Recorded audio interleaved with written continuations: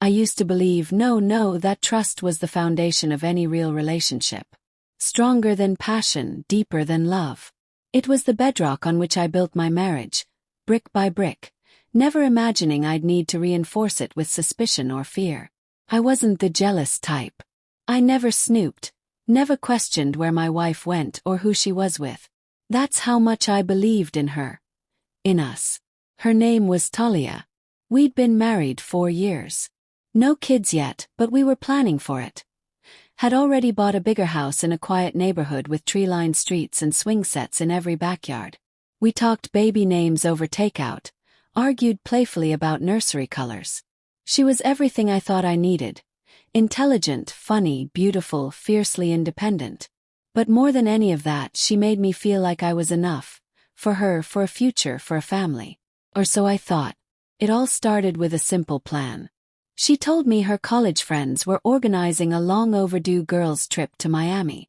A reunion of sorts. I didn't flinch. I even encouraged her to go. Have fun, I said. I'll hold down the fort, take care of your cat, finally tackle the garage like I promised. She kissed me at the door the night she left, suitcase in hand, that same familiar smile on her face. Like everything was perfectly normal. The first 3 days I heard very little. Just a couple of texts. Landed safe. Beach day tomorrow. No Wi-Fi at the Airbnb, but I'll check in soon. Then nothing. No photos. No calls. Not even a simple good night. I told myself she was probably just caught up in the fun, soaking up the sun with old friends. I didn't want to be that husband. Needy, insecure, overbearing. But still something felt off. Deep down a man knows. Even if we can't put it into words, we know. When she finally returned, I picked her up at the airport. She looked different. Tired, sure, but also anxious. Distant. Her eyes didn't meet mine. Her hug was brief. Her hand barely touched mine as we walked to the car. At home, she made a beeline for the shower without saying much. I sat in the living room, trying to shake the unease building inside me. That's when I saw her phone on the kitchen counter. It lit up with a notification. A message from someone named Jay. The preview read, "Damn girl, I still can't believe what we did that night. Hope you're not." The message cut off. My stomach dropped. I don't know what possessed me. I'd never gone through her phone before. But that night I did. And I wished to God I hadn't.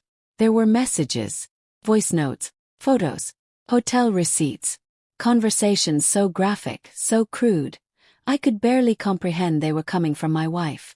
She hadn't just cheated, she'd lived in that betrayal for days. It wasn't a single mistake. It was a reckless spree of infidelity with more than one man. I was still holding the phone when she walked in, wrapped in a towel, water dripping from her hair. Her eyes froze when she saw me. She didn't deny it. Didn't make excuses. She just sat down, held her head in her hands and whispered. It was a mistake. I was drunk. I didn't mean for it to happen. But then she admitted it. It wasn't just one guy. And it wasn't just one night. That night I slept on the couch. Not because I was angry. I didn't even have the strength for that. I was hollow. Shattered. The woman I trusted with everything had torn our vows apart like they meant nothing. 2 weeks later the final blow came. She missed her period. At first, I held on to some twisted hope. Maybe it was mine. Maybe there was still a thread to hold on to, no matter how frayed. But I knew. Deep down I already knew.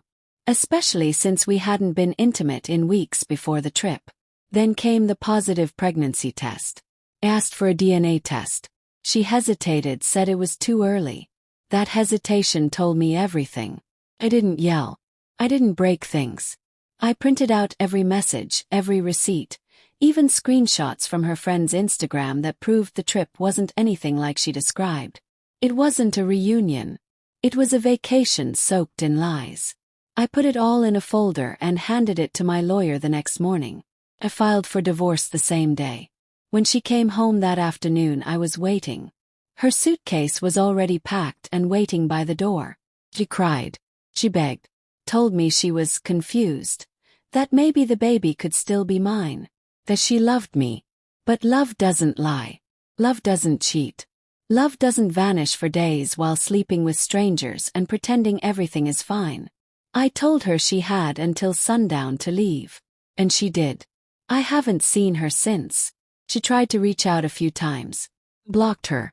Her friends called me cold. Said I should be more understanding. As if betrayal deserves grace. Now, whenever I hear someone talk about trust, I think about how fragile it really is. How it can take years to build and only one night to obliterate. But I also think about the moment I told her to leave. The moment I chose me. Because some people don't deserve second chances. Not when they turn a girl's trip into the beginning of your worst nightmare.